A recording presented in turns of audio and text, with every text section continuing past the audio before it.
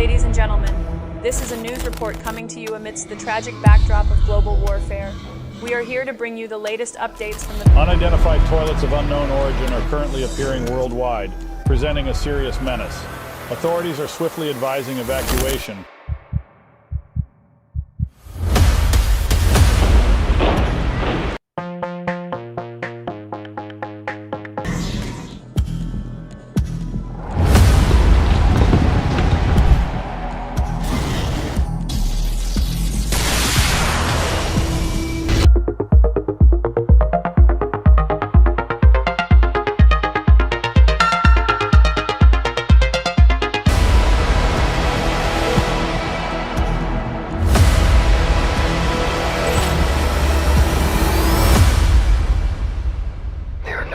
Just ordinary toilets.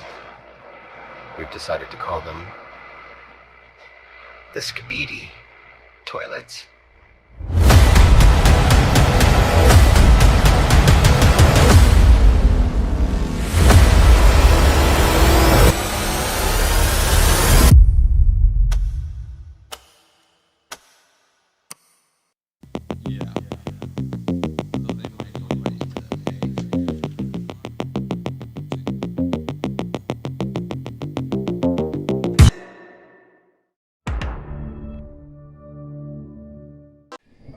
The story begins in an abandoned town where something terrifying is happening.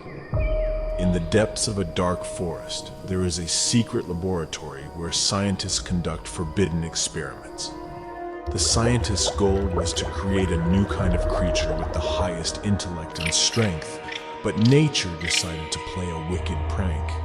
One unfortunate morning, when the experiment was at its peak, the hapless creature with a head and neck but no limbs slipped out of the scientists' control and ended up in the filthy sewer. It splashed into the bubbling mass of foul-smelling waters and waste, disappearing into the darkness of the underground labyrinth. Over the years, due to mutations caused by chemical substances in the sewer pipes, the small creature transformed into something repulsive and horrifying. Its head became massive, distorted in shape, and its neck grew in length. It became much more than just a monster. This creature left its underground sanctuary and began to wander through the dark pipes, seeking a path to light and life. At last it found a way out. The creature entered another's home with the aid of a toilet. Its eyes burned with merciless flames, and its unbearable hunger made it let out terrifying cries. The inhabitants of the house, sleeping in ignorance of the evil that had crept up on them, awoke to an ominous scream. Horror filled their hearts as they saw the hideous creature approaching them menacingly. The horrible creature spared neither men nor women. Its lifeless eyes stared at its victims with indifference, as if they were mere toys in its hands. On that dark day, the town turned into a place of nightmare. Screams and groans filled the air, and the sound of breaking doors and the crunching of human bodies mingled with... These horrifying creatures were just ordinary humans, but they suffered the cruel fate of being subjects in the inhuman experiments of a skibidi scientist. In a time when the world was carefree and far from the danger of the terrible skibidi toilets, there lived an old scientist named Bob Hayes. On an ordinary evening when Bob returned home, he noticed an unusual letter. He was invited to join a team of scientists who specialized in the study of human mutations. Arriving at the lab, he was informed that no one had ever seen anything like this before. The secret lab doors opened, and something completely unknowable appeared before him. A horrible creature with a huge head, a toilet instead of a body, and a long neck. The scientist was not scared. On the contrary, he was excited by this creature. He was asked to study this unknown creature and uncover his secrets. After conducting a series of experiments, he realized that the creature had incredible strength, did not age, never got sick, and had superhuman intelligence. Bob realized this was his chance, a chance to create something great. He decided to use this creature to create a superhuman with limitless potential and abilities. In secret, Bob stole the creature's blood and began his experiments to create a superhuman. To do this, he needed people, and he kidnapped them. Bob placed the subjects in special chambers and conducted his terrifying experiments. For many months, he tried to develop the perfect recipe for creating a superhuman. Some test subjects turned into strange creatures, others lost their minds, and some simply died.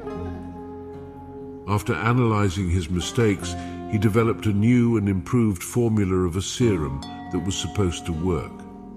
When Bob came close to the next test subject to inject him with the new serum formula, he heard a loud rumbling sound. Someone was trying to break into his lab. The secret squad who had assigned him to study the unidentified creature realized that he had tricked them. Holding a syringe of experimental serum, he had to decide between giving up or testing his invention on himself. Bob had no choice. Before the secret agents broke into the lab, he injected himself with the serum. The mutation began. As they broke down the doors, the agents were shocked. Bob didn't become superhuman, he turned into something completely different. The soldiers opened fire, but it was too late. The monster with inhuman strength began biting each agent, mixing his DNA with their blood. In an instant, each bitten agent began to transform into something terrifying. Their bodies began to shrink, all of their bones turned into bone toilets and creepy necks, with heads extending out of them. It was a success. Bob realized that he was the new super race of superhumans. Now it's his duty to turn all humans on this planet into skibidi toilets.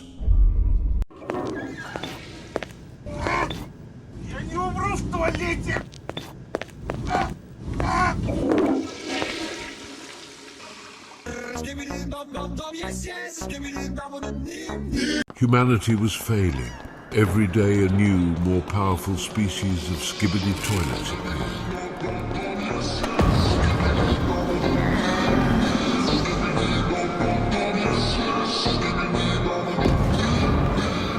The scientists who developed weapons to stop the skibidi toilets were desperate.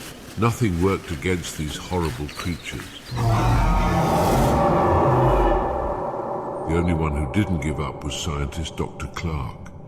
He conceived a genius plan to destroy all skibidi toilets. He wanted to develop a special teleport gun that would be able to move skibidi toilets to another universe. All the scientists thought he was a fool and freak, saying it was impossible, but Dr. Clark didn't think so.